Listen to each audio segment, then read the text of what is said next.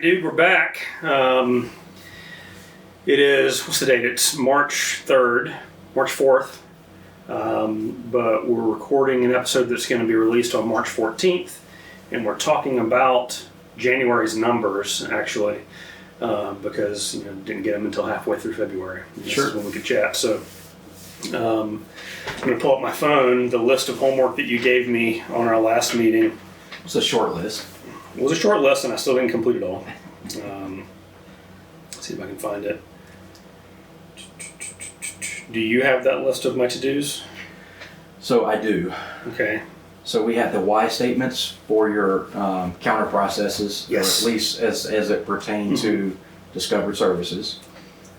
And I have started using why coaching when I'm having corrective conversations, which has been well received for the most part. Okay, awesome. And then we had your MLAP conversation with your foreman, lead tech. Had the conversation, went really well, put it in writing. He got a copy, we got a copy signed and everything.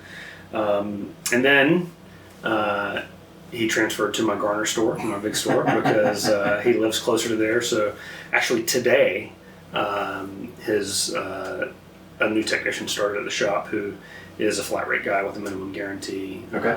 And cost structure is better, and we'll see how the performance is. But in the weeks since we had that conversation, he was like, we ended up setting a 45-hour MLAP, and he was like 0.3 short on the first week, and he was like, oh, and I said, don't, it's gonna be all right.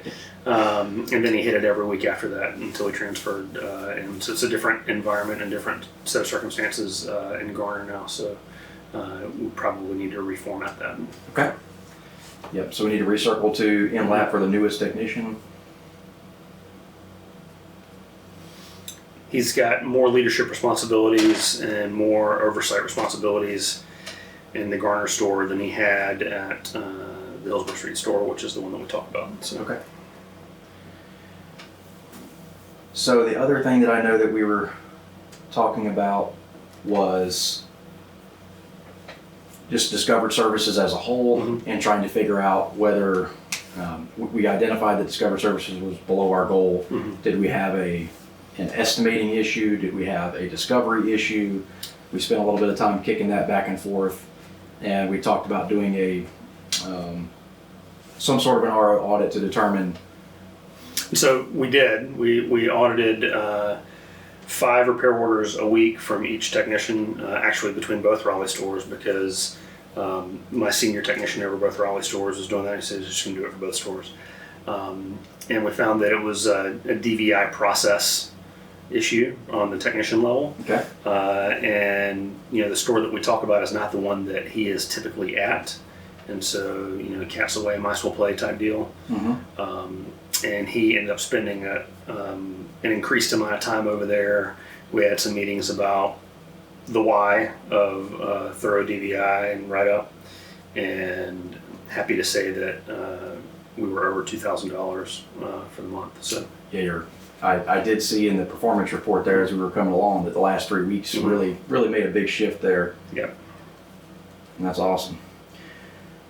So I know I asked this question the last time. I can't remember what your answer was. Do you have a standardized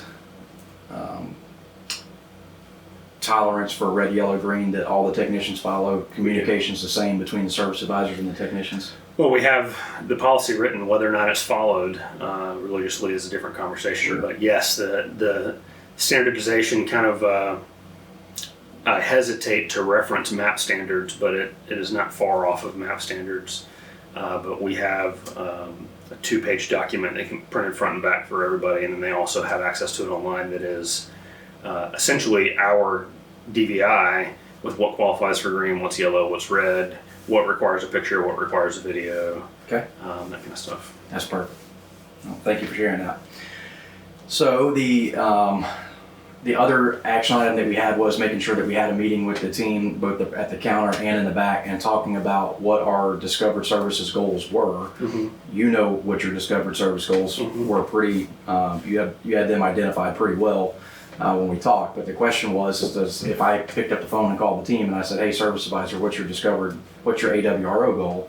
Would they know what it is? And do the technicians have any idea what their goalposts are for a good discovery on average. So I was very intentional about having we had a team meeting shortly after we got back from Dallas. Is there pizza? There was not pizza. I don't buy pizza anymore. It's going to be secret pizza now.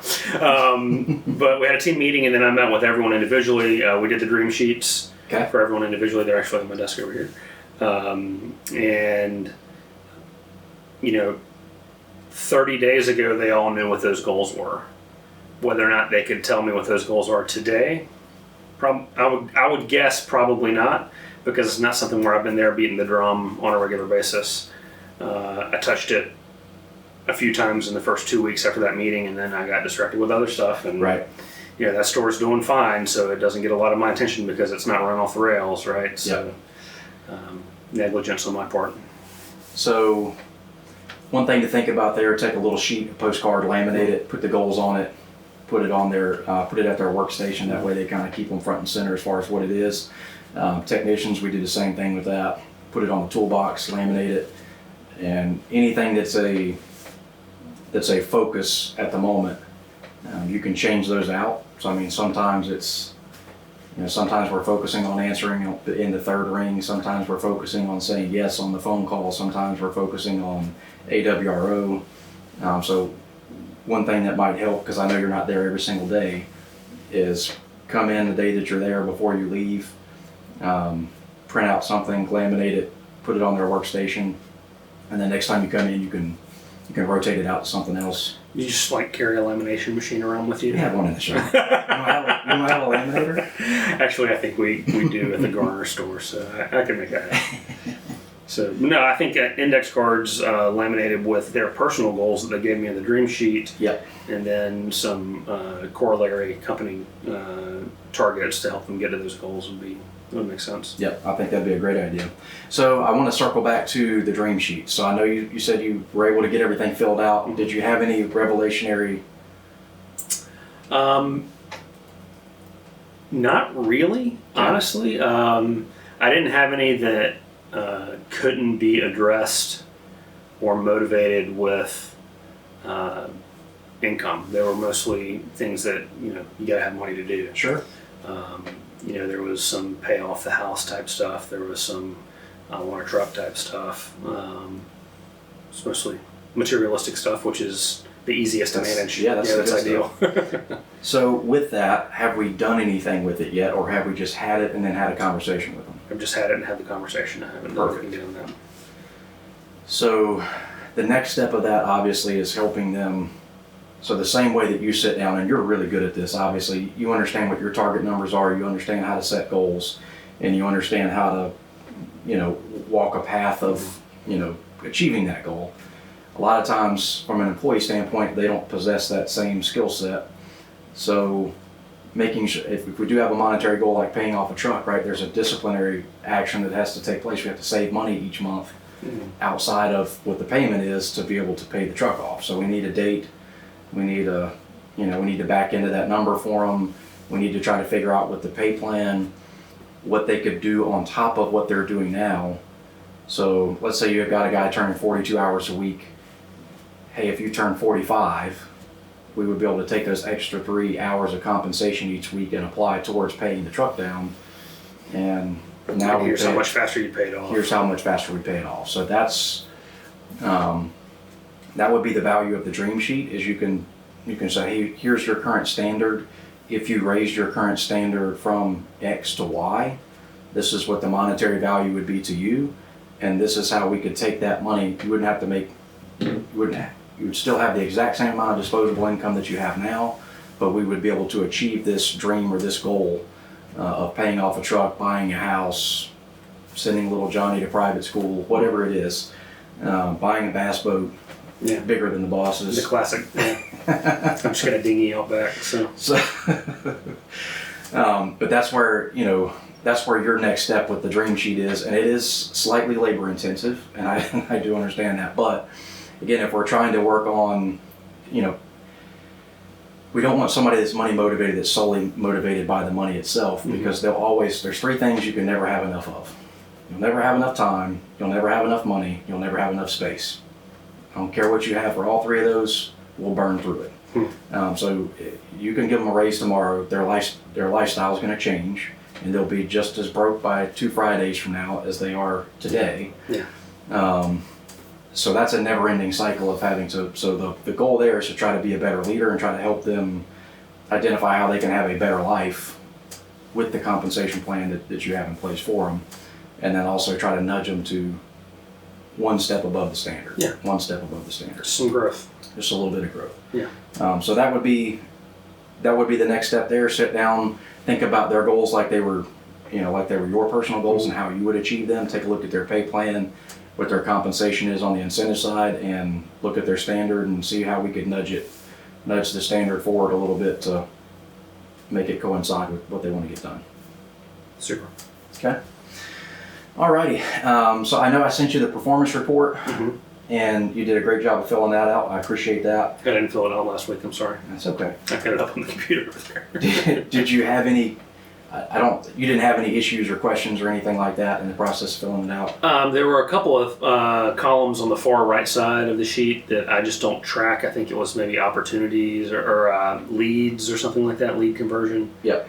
I'm exploring some tools, some AI-driven phone tools that will analyze calls and tell me how many leads I had versus how many I converted to cars. But that's still in its infancy, so we'll see if that works. So the only way that I know to do it accurately is manually track it. Hey there. I'm going to tell you about something that has completely transformed how I run my shop, TechMetric. As a 20-year shop owner, outdated systems used to slow us down. Everything was clunky, from check-in to estimate building to customer updates. It all felt just super inefficient. Switching to TechMetric has changed everything. With TechMetric, you get a powerful shop management system that includes DVI, quick and easy estimate building, inventory management, real-time reporting, amazing customer communication, and it's really easy for your employees to learn how to use the software. I'm talking like a one-day learning curve. On top of that, TechMetric has tons of other tools to make you an even better operator. Stuff like integrated payments with buy now, pay later options is a huge asset. Ask me how I know. And recently, they've added a CRM component with their partnership with Shop Genie, which I'm a happy Shop Genie customer already, so I'm super excited about that. Now, obviously, there are a lot of factors at play here, but I want to give you some facts about my business since I made the change to TechMetric. In September of 2020, when I switched to TechMetric, my ARO was $293. In September of 2024, we were $916. That's over 300% growth. Now, I'm not saying that TechMetric created all of that change, but I'm 100% saying that I couldn't have come this far without TechMetric. It's a key factor in our growth and success. If you're ready to level up your shop, TechMetric has everything you need: productivity, revenue, customer experience. Measure up by every measure with TechMetric. Tap the link in the show notes to learn more. And it's a discretionary item that's on the performance report at the moment. The way that we would track that is we have a manual sheet with the Elite. We call it the Average Discovered Services Sheet, or ADS sheet, and the service advisor would actually tally mark how many lead opportunities they took or how many calls that came in with a customer concern that could have generated to an in-store visit. And then we track how many of those did not convert into an in-store visit or a scheduled appointment. What's your target conversion rate there? Company-wide, the target conversion is around 80 to 90%. It's obviously market-driven, and it's obviously volume-driven. I would say what I'm looking for when I look for conversions of phone calls, because that's really what I try to track seriously, is total number of phone calls and what our conversion rate is off of that. I shoot for 25%, but that's total inbound phone calls. Yeah, so that could, and every car is 3 or 4 phone calls. Yeah, right? It could be the Napa vendor calling 16 times to let you know the oil filter's on the way. Yeah. It could be the wrong number. So what was my number like on that? We're 24%. Oh, so nice. yeah, you guys were doing very good on that. Anything, if we actually are tracking, leads and conversions, I want to see them somewhere around 50-60%. Okay. Well, I've got 1 week of data so far with this tool that I'm using, and it is AI listening to the phone call, so it's only 85 or 90% accurate as it is. Sure. But what it showed was that last week we converted 72% of our opportunities. Okay. And so I pulled the report for, failed to convert. And I just listened to a couple of them, and it's like, hey, I got a nail in my tire. Can you fix it?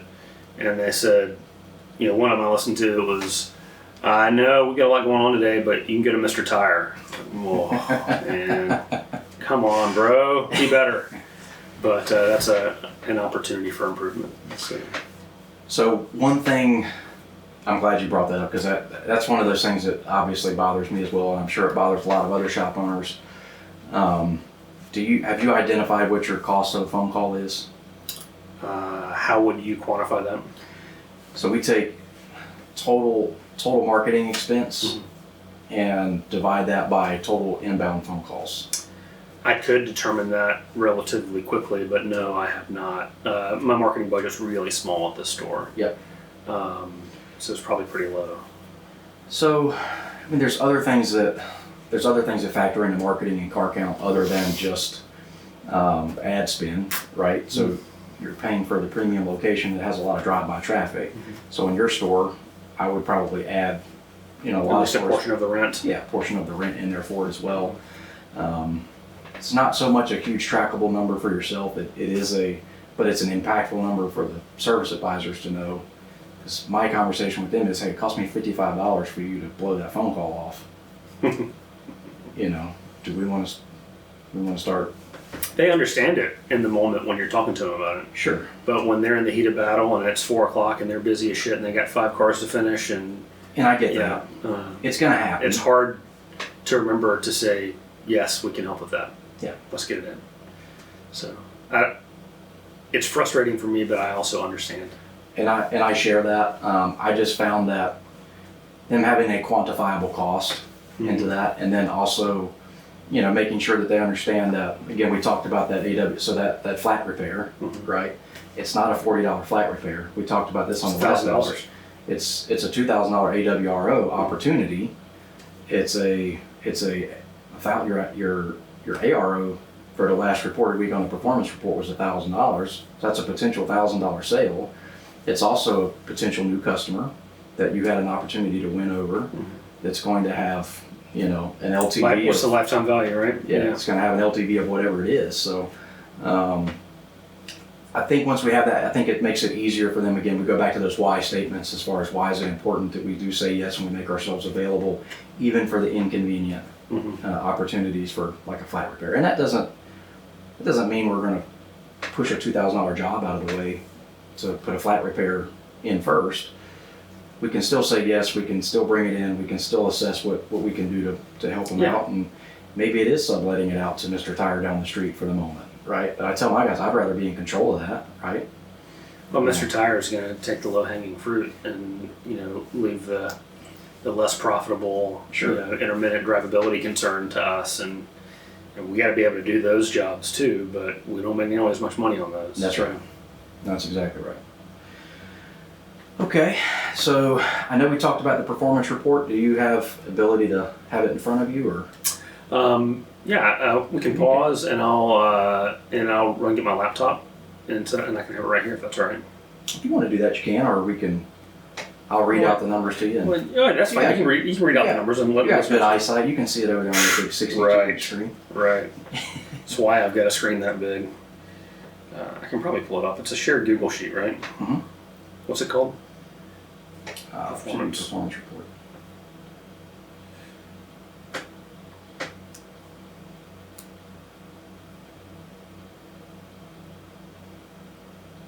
No, I've got it on that monitor. So since the day I got it, I haven't closed it. It just stays up as one of my tabs. And I can't find it on my Google Sheets here. It's okay. You can tell me what you're looking at. Yeah, so at the top, I know that the viewers can't see what we're looking at here, but that's fine. It's pretty much a spreadsheet that's covering some of the important KPIs that we track on a weekly basis. And our very first field here is discovered services, or total discovered services, and that's the total sales potential of the business. So we would take everything that was estimated for the week, whether it was sold or not, we would put it in this column. And so one of the things that I wanted to try to do today, the sheet comes kind of preloaded with goals that are at the top, and I wanted to ask you, did you have a chance to go through and fit the goals to your store? Yeah, Okay. I couldn't not do that. Okay. Sorry. No, you're fine. So I did it as well, and I just wanted to see, I wanted to get you to back into those numbers for me, so we were on the same page as far as why you picked the numbers that you picked. Absolutely. Okay. So the very first one there, we have a $75,000 goal for weekly discovered services. Mm-hmm. Can you help me give me your rationale as far as backing into that 70,000 number? It's our desired sales per week divided by our desired closing rate. Okay. What is your desired closing rate? You know, maybe pull up my goal sheet. I think it's 40%. Okay. So, maybe I should have had my laptop.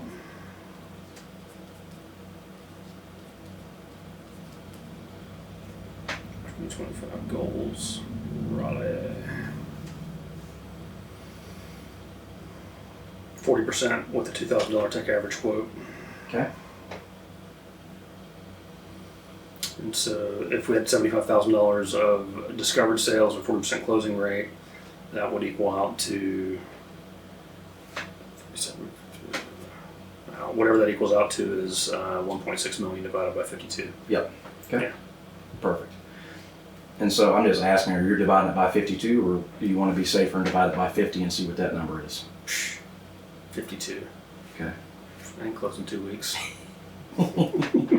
They might have 2 weeks of vacation, but I'll still be open while they're on vacation. I got you. Don't make it harder for me. That just makes it harder. That's fine. All right, so we're going to keep going left to right here. We have an effective hourly rate goal of 130. Looks like we're smashing that. Mm-hmm. Guys, I'm killing it. So no issues there. Hours per RO. We have a 3 hour per RO. Production hours per RO. We have a goal for that. Mm-hmm. And the real question that I have is your car count goal is 37.5 cars. I understand how we're backing into that number. My question though is, if I take a look at our last 4 weeks, where I know we talked about you kind of had what your car count goal was for the time. Is that 37.5 a future car count goal when you're fully staffed, or is it a possibility now? They had 44 last week. Okay. So it's highly variable based on, are the students in town, right? Because this is right off of a major university campus. Yep.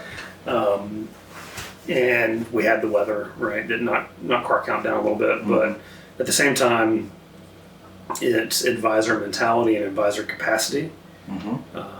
We've got really trying to hammer home the let's be helpful, let's find a solution, let's get them in, let's sell the needed services, and then put them in a loaner car or rental car, get them in an Uber home or whatever it needs to be.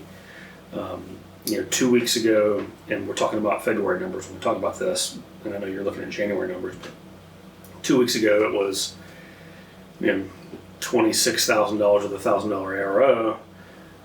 Last week it was $26,000 with a $500 ARO, right? Right. So it's like, I get it that, no matter how we get there, as long as we get there, but it's easier to do it with half the number of cars, right? So we definitely fell short of our revenue goal, but we exceeded our net profit goal. So the guys are crushing it on GP, and they're not letting emotional selling get in the way. They're just, this is what the computer says it is, this is what it is, and the customers are buying. Yeah, you've shared the P&L with me as well, and you're on target with every single. Yeah, I wish I could get the other stores to be like that on that. So yeah, your GP numbers look phenomenal. Your individual P&L KPI targets look great as far as your total expenses. All that looks in line. Your payroll expenses are in line. I don't have anything to complain about, nitpick, or pull apart as far as that goes. I did take a look. Well, I say that. I did nitpick really, really hard on a few things. okay. I think that store, and you tell me if you think that I'm wrong, has the potential to be closer to 1-to-1 parts to labor ratio. Look, here's the deal. I like to think that I'm pretty good at running an auto repair shop. It's what I've done for 20 plus years, but I'm not good at managing a marketing budget and all the different facets of a truly well-rounded marketing plan. There's mail, there's local advertising, there's website, there's Google AdWords, there's all the different things that go into that, and it's just not what I'm good at. So what I've chosen to do is to buy myself the time to focus on what I am good at, while having someone else execute on all of those things at a way higher level than anything I could ever do. That's what turnkey auto marketing does for me. So if you feel like you could use some of that same magic, I'm going to recommend that you go to turnkeyautomarketing.com, get a free consultation, tell them that I sent you, tell them that Confessions of a Shop Owner sent you. You won't be disappointed. Our labor rate's really high. Yep. And our parts margin is a little bit low. So I could bring that down by lowering my labor rate, but I'm not sure. I feel like I'm pressing up against the top of what I can price in the market. Okay. I might be wrong. I'm not talking about GP percentage necessarily. I'm trying to think about how do we add more parts to a ticket. Yeah. And when I say that, so just going through and picking some repair order audits to do on either larger repairs to make sure that we're doing full system stuff. In other words, if we did the radiator, did we do the hose? Did we do the, did we get all the fluid added onto the ticket? Just little stuff like that. Oil change tickets, making sure that, because your higher car count weeks, I'm assuming you're doing more quick service type work. Well, just by definition, right? That's what it turns into. Your 10 extra cars a week are going to be 10 extra oil changes, right? So that's why you're seeing the drastic fluctuation there between your ARO, because we brought in less customer concern cars, more maintenance driven ROs. So something your RO audit for missed parts, want to bring parts labor ratio in line with expectation. Yeah, and I don't think that you're not out of spec on your expectation. I just think you have an opportunity, just given what that store is and what the market is in the area, and your GP per hour always goes up. Yeah, as there's more downward pressure on parts, and parts are more heavily commoditized, and there's a press to maintain overall GP through increasing your labor rates, right? How is that affecting the way that Elite coaches parts to labor ratio? So Elite's always been, a lot of our clients are always going to be heavier on the labor side than they are the part side. We typically see a lot of clients in the 60-40, 55-45 range. And I think that's a symptom of a lot of what you just described there. The problem that I see with that is, as we give away parts, and I don't mean giveaways and like giving away for free, as we give up some of that percentage there, labor is great, and I love selling labor, but labor doesn't have the associated profit that comes along with the part, right? So, if I look at my GP per hour on a labor only ticket, it's always going to be lower than my GP per hour on a labor plus part ticket. Yeah. So, and catalytic converters are great example of that. We have a $4,000 converter that we sell for $500 over cost. The margins on that are terrible. But the guy's he's going to put it on in an hour. We're going to make $650 a GP in an hour, and I'll do that all day, every day, regardless of what the percentage says, right? Tires are another very good, So I think we miss, when we're shooting for high AROs and we're shooting for high discovery, I think it's easy for us to find that, the big things like tires and struts and brakes and belts and fluids and all that good stuff. I think that we miss out on things like wiper blades. I think we miss out on things like batteries. That on those oil change tickets can add parts to a ticket that doesn't have a ton of labor and a ton of parts on it to begin with. Makes sense. And you're like, when we add your tires into it, you're like 54% heavy on the labor, so it's not like you're 60, 65. But I think your GP per hour right now is running about 180, from what I can see, which is fairly strong. But I think there's room to get that a little bit higher. Yeah, I'd like it to be at 200 if possible. Yep. So, and I don't think you're going to see that I don't think you have much room to go in your labor side of things. Got it. All right. And then the only other thing that I saw was tires. I would have expected you to be 10% or above on that store in tires. I'd like it to be, but it's just not. So do you think that it's not possible with the area, or do you think it's just something that you have to do from a... Well, I think we're just not good at it. Okay. We're not finding the tires that are in the building already, and we're not advertising for tires. Now, I don't advertise much at all at that shop anyway, but I feel like if I put a couple of rolling tire racks out there with tires on them, put up some flutter signs that said tires or something, and just took them down every night, the city couldn't really argue about temporary signage. Right. And that would probably drive some tire traffic just by it itself. I don't need a ton of tires to move the needle there, right? No, and that's so you're averaging about 7% right now of total sales in tires. Mm-hmm. My thought is, and again, if we go to GP per hour and trying to push that to 200, one of the easiest ways to push that to 200 is tire sales. Well, and one of the goals that I failed to meet that you gave me at the last meeting was to hire an advisor assistant /GS by the end of last month, and I did not. We're actively interviewing for that role, but we still haven't found the right person. Okay. When that person is in-house, then it's going to be easier to do more tires, right? Because it's hard to pull a dude off a timing chain job to go sling some rubber, especially a high wage guy. I'd much rather tire installs be happening from a lower wage individual. Sure. So I'm going to put that back on my action item list. Okay. That leads me to another question. Your intake process at the moment.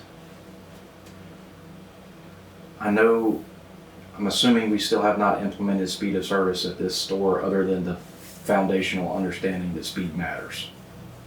Is that correct? Yeah, the goal is to begin the process of implementing Rack Attack at that store by the end of this month, March, that we're recording in. Okay.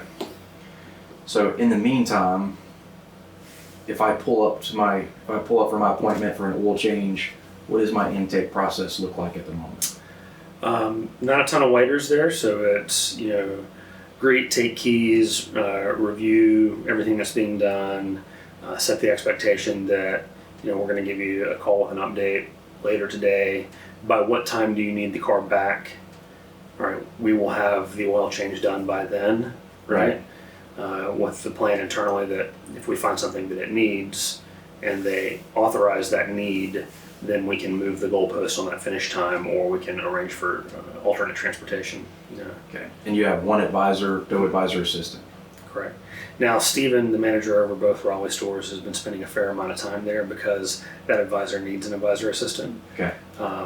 Very good at relationships, very good at selling, not great on estimate building and parts. Okay. So we need that assistant there. So I know you know how to sell tires, and I know you're a big tire guy, but one of the things that we found, because I am terrible at selling tires, we started putting tires at the front end of our intake. So the advisor or the advisor assistant goes to check in the vehicle outside, and part of their check-in process is to measure tire tread wear while the client is still there, and then we present the opportunity to do sell tires at the write-up. I don't know what your thoughts are on that. It makes sense. I can tell you that the advisor I have right now, I don't think they'll do that. Sure. But with Stephen there, you have the advisor assistant, and then you're going to push towards the advisor assistant role. I don't know if it would be... You hear that, Stephen? You're just a tire bitch now. Sorry. So he 100% listens to this. Sorry. So I think it might be valuable to have him perform that process maybe once or twice, because he's a former dealership service manager. So that's right up his alley. It's totally on selling tires on the line. Right at the service drive. Yeah. And so I'm thinking more down the road for when you do have that advisor assistant. The problem is you're going to hire the advisor assistant, you're going to put him at the counter, and we all do this, right? The lead advisor trains the advisor assistant, and if the lead advisor is not going to do it, then the advisor assistant's not going to do it either. So at least you can get the lead advisor bought into the fact that he likes it when somebody else does that, because he sees the fact that it's making money for him. Yeah, it makes him money, and he sells some extra tires, and he didn't have to go out there and do it, right? So maybe that greases the wheel a little bit for when the advisor assistant comes in. What's your methodology for putting together tire quotes quickly? Because I mean, time is of the essence if you're doing it during the check-in process. I'm not necessarily going to put a quote in. What I'm going to do is I'm going to plant the seed that, hey, I see that we're at 330 seconds on treadwear here. North Carolina state law says at 230 seconds, the tires, lived its legal life. We would like to go ahead and replace those tires to extend your stopping power, blah, blah, blah, blah, all the good stuff, right? Hey, what I'm going to do is I'm going to talk to your advisor. They're going to put together 3 options for you, good, better, best. They'll send it to you in a text message or an email, or if they're a waiter, they'll come over when the estimate is completed and I'll share what we can do. Yeah. So, and I do that because it's my porter that goes out there and does the check-in, so he has no idea how to build an estimate, but he can take a tread depth gauge out there and measure tires, and so we just go ahead and get that out of the way right out of the gate. Perfect. So I'm in my intake process, and this is just me personally, I'm just looking at, we're talking about adding, smaller part things that are going to be outside of tech fines, right? Windshield wiper. I mean, have a technician that's... Well, that's a great time to find sublet glass jobs. That's right. And, PDR stuff. And, That's exactly right. Wiper blades, like you said. So, Yeah, wiper blades. Self-state inspections because the tag's expired. The tag's expired. If you don't have if it's not an oil change ticket, like it's there for brakes, and we look at the oil change sticker and the oil changes due, add oil change to the ticket. That intake inspection is typically what we're looking for and all that stuff. Okay, making a note. All right. So just a real quick recap. I've got index cards laminated with goals per employee. Link it to their dream sheet and what marginal performance improvements can help them achieve those goals potentially. AWRO audit for missed parts opportunities, trying to bring our parts to labor ratio a little bit closer to 1-to-1 than where we are. Still need to hire an advisor assistant or GS role, maybe both. Once the GS role has somebody in place, consider a press to increase tire sales. I really believe that the stupid flutter flag signs along the road and a rolling rack with a bunch of tires on it will sell because it's a low-speed, heavy traffic drive-by. I think you're 100% right. Yep. The key there is we'll just have to take them in every night and take them out every morning. Yep. And then implementing an intake inspection to check for things that we can upsell at the point of write-up. Yep. That's a lot of homework, man. I don't feel like working. What else you got, brother? Well, let's keep going down the performance report real quick. Okay.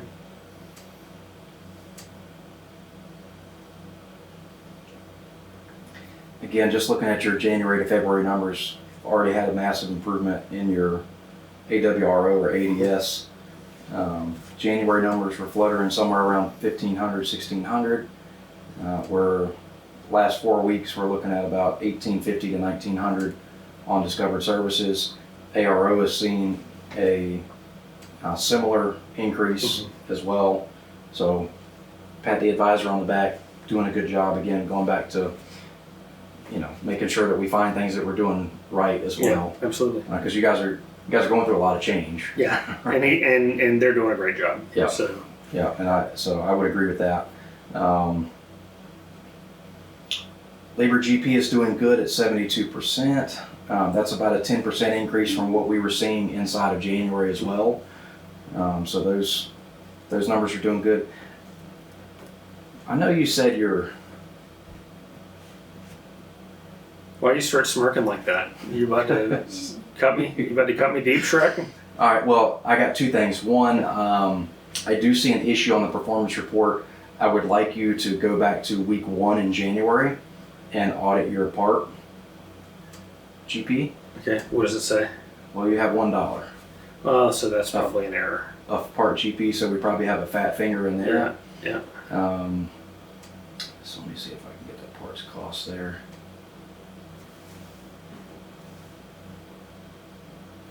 So we're looking at a parts cost of $46.85.91 for the week, which seems pretty average for your week, but you're showing parts sales of 46, 86, 91. So I think you put your costs in the sales column there. Yeah, that's what that sounds like. So that's, I know when you originally did that, you reached out and you had some blank numbers that were in there. That would have been the cause of those blank numbers. Okay. So the reason that I bring that up is because you have a really low GP for that week. Obviously, Well, you're showing 33% GP for the week, which is Let me go ahead. So what are the dates of that week? would have been the week of January, first week of January, so the 3rd. Reports. Day, January 1.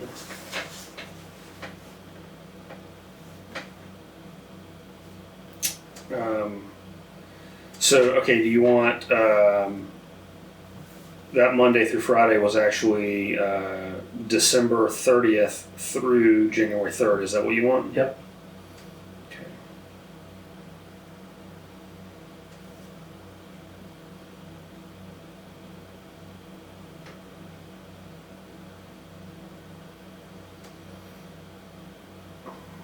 Oof, that was a bad week. It couldn't have been that bad. 29 cars at 403. That's pretty bad. 61 points GP. It wasn't $4,000 of part sales bad though. Probably not wrong there. Minutes.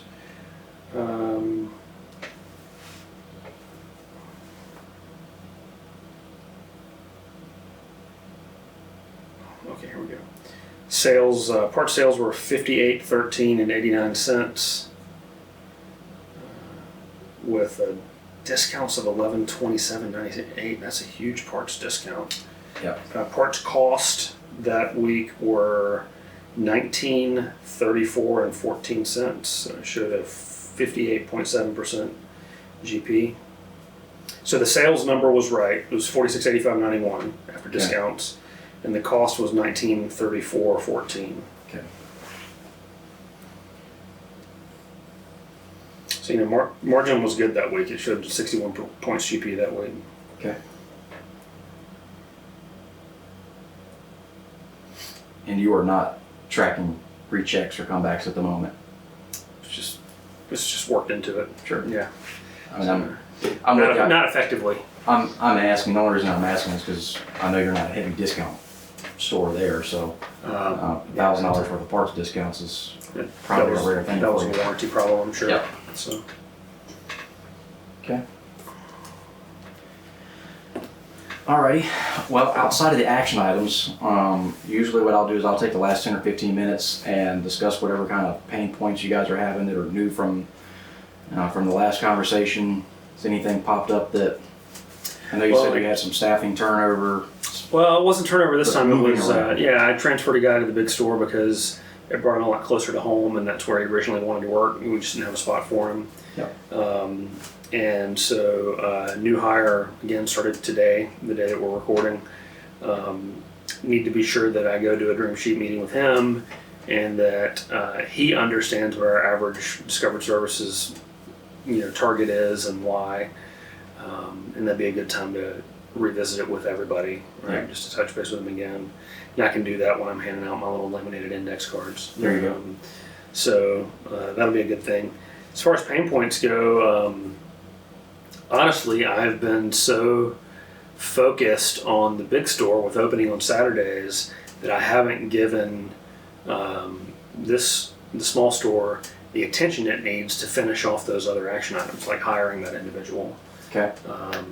And so I know that that's a limiting factor, and I'm holding it back because I'm not giving it the attention to find and hire the person that we need.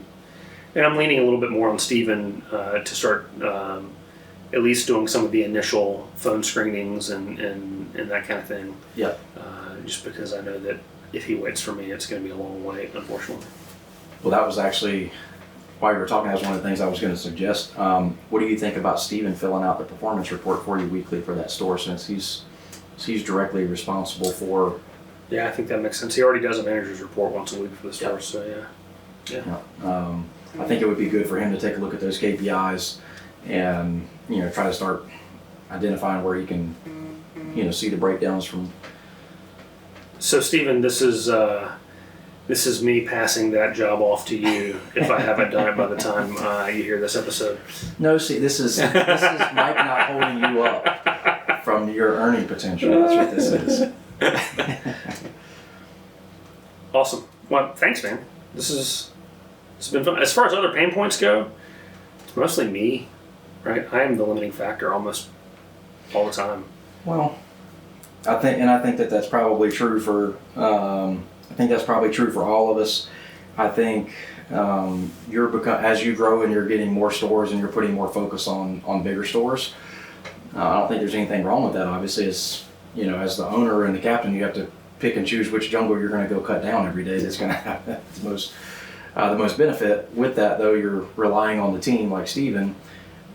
I think one of the things that would be valuable for you to do is sit down with Steven if you haven't done this, and then sit down with each one of the different stores, because the stores are going to have different. They're going to be a little bit different as far as culture is concerned, but by and large, you still want them to run intently the same way that they do if you were there. So, I think I would write down some of your non-negotiables as far as what culture you want to see there, attitude, effort, hustle, whatever it is, right? Yeah. Maybe come up with some culture standards in place for each one of those stores to make sure that we know that whether Mike's here or not, this is the expectation. This gets done, and it's an easy thing to keep up with. Okay. That might be something else to think about as well. That way, as you're spending less and less time, more and more time on your boat, need a bigger boat. Need a bigger dinghy. Real quickly, if we've got another minute or two, I think sure. We've got some time. How was the Masters program last week? The Eagles program last week. Okay, sorry. So I actually had Masters this week, but no, Eagles program. So we had Elite hosts a 3-day shop owner boot camp called Fly with the Eagles. They've been doing it going all the way back to the Bob Cooper days, which you're aware of. It was we had a phenomenal event in Los Angeles area, which is kind of the breeding grounds for Elite, as Bob was from the San Diego area. So it was really awesome to see a lot of guys that we consider OGs as far as a lot of the pro service guys were there. Yeah. But so I got a chance to catch up with some of those people that I got to see at my very first Eagles when I went out to San Diego. But we had 60 different shops. Wow. 60 people in the room, 55 different shops. Wow. So it was a pretty big event. And it was great. I mean, obviously, Joe Marconi is our lead presenter for that, and he does a phenomenal job. Myself and Tom just stand up and. Well, I know you did one in Raleigh last year. Yeah. You gonna do the Midwest later this year, or? So we have another one coming up. The next one coming up is in June, and it's going to be in the Detroit area. Okay. So in Grand Rapids, Michigan. Okay. And so if you go to our events page on EliteWorldwide.com, I think it's on our events page now. We're ironing out the details there as far as putting that together with one of the BDG groups there in Michigan. So we're excited to have another big group there, and looking to sell out probably in the next 3 months, really. Awesome. And Masters, where did that happen? Where did that happen this week? I don't know where it was. I want to say it's in the Atlanta area. Yeah, that's what it was. It was Atlanta, yep. Right? So Sabrina, who is our lead on the service advisor training, she's in the Georgia, greater Atlanta area there in Georgia. So I know they host a lot of the master's training there just to make it easier for her on the travel side of things. She does an incredible job. I didn't really know Sabrina that well before I became involved in the internal team, because she was kind of newer to the internal staff as well as myself. But the more and more I get a chance to spend her, man, she's a rising star in the industry. Right? She's incredible, really is. For those that don't know, the Master's program is a 3-day service advisor program. Intensive, lots of role play. There's homework. There's pre-course work that you have to complete before you attend the class. And then there's 6 months of follow-up weekly calls. There's a midterm exam. There's a final exam. There's graduation. Yeah. Or at least it has been in the past. I assume it's very similar. And they also have the graduate program now as well. So after the service advisors graduated from that, they can continue to partake in the virtual meetings after the fact, so they can keep those skills sharp. If you're one of those shop owners that would love to abdicate service advisor training and It's as close to being able to turnkey it to somebody else as you're going to find. We never recommend Being totally, being totally disconnected from that, obviously, because it's your store, it's your processes. But at the end of the day, there's so much accountability that's built into that training program because it's weekly coaching for the advisor. There's homework that they have to do. There's peer accountability in it as well. It's such a robust. From an owner standpoint, I'll be 100% honest. It's a pain in the butt for the 6 months because usually you're going to work the counter while the advisor's sitting in class, going to sit in their meeting. But the return on it is phenomenal. Well, over the years, I've sent probably 5 or 6 to masters, and it's always worth it. You always see an immediate bump upon return, and then it continues, and eventually they reach a new normal that is higher than their old normal. That's right. And as long as you continue to reinforce those new habits and those new processes, they don't drift back down. Yeah, and just if you are an owner that is going to partake in the accountability side of things, you get copies of all of their recordings that they do. You get copies of all of their homework. You get copies of all the books, so you can participate in continual education. Once the program is done, you can revert back to something. You can use that as an accountability standard. Hey, you took the class, you passed the test. Why didn't we do that? Here's your example of what a great call sounds like for this particular type of sale. Here's what we said yesterday. Yeah. Tell me what happened. Yeah, I had an example of that. We have a very clearly defined inbound call script for customers who have a problem, and ultimately it is, yes, we can help you with that. Is now a good time to bring it in? Like, that's a very truncated version of the script. Sure. And somebody called and said, "Hey, I've been coming to you for years, and I was on a road trip and my check engine light came on, and the shop that I stopped at told me that I needed a catalytic converter. Can you give me a price for that?" Because we don't give prices over the phone. You need to bring it in first. You mean you can't give me a price? No, I can't give you a price. And that was effectively the end of the conversation, other than the customer asking to speak to the manager. And I was like, oh my God, we practice this every morning. What's wrong? Sure, I can help you out with that. You mind if I ask you a few questions first? I mean, it's so easy, right? And so the advisor was reluctant to pass the message on to the manager. Yep. Manager got the message at 5:30. 7:30 in the morning, we have the call and say, "Hey, don't forget to call this person. It's now the next morning." Then call them at 8:30. They've already dropped it off at another shop to have the converters replaced. White hot rage of 1,000 suns, Yeah. So, and I would have the exact same emotion there. What I really try to focus on in those scenarios is going back to the advisor and letting them know that selling is not always connected to dollars, right? Because that customer is out of town.